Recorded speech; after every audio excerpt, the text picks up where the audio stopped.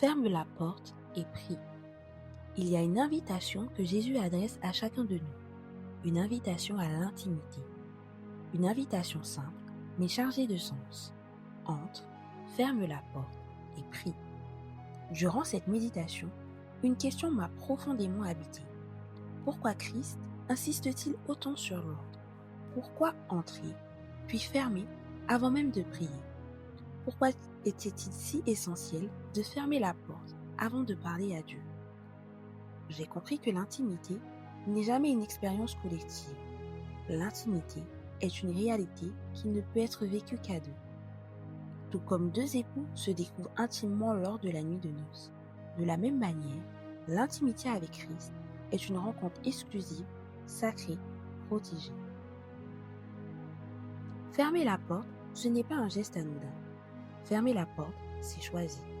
C'est fermer la porte aux distractions, aux mauvaises habitudes, aux voix étrangères, à tout ce qui pourrait s'immiscer, détourner, saboter ou fragiliser notre relation avec notre époux. Fermer la porte, c'est protéger la rencontre. Et cette dynamique de l'intimité, Dieu la révèle magnifiquement dans le livre 12 et 2, verset 16. C'est pourquoi, voici, je veux l'attirer et la conduire au désert, et je parlerai à son cœur.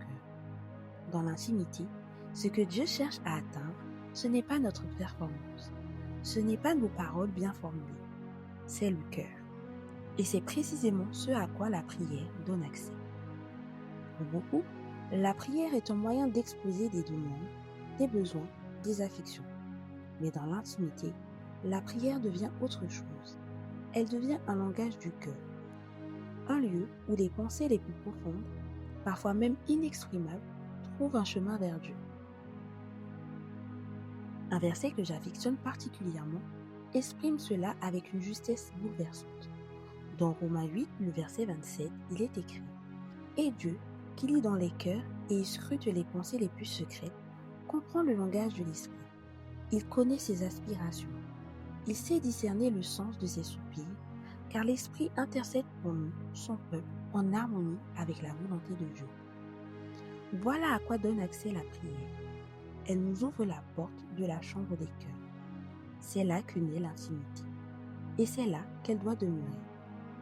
Ainsi, fermer et prier ne sont pas des actes dénués de sens. Ce sont des outils spirituels puissants. Car lorsque nous fermons la porte, le désert de notre cœur, ce lieu parfois informe, sec, silencieux, commence à se transformer. Il devient un jardin fleurissant, un espace verdoyant où la voix de l'Éternel peut circuler librement, sans obstacle, sans interférence. Ferme la porte et prie, car c'est là, dans le secret, que l'intimité prend vie.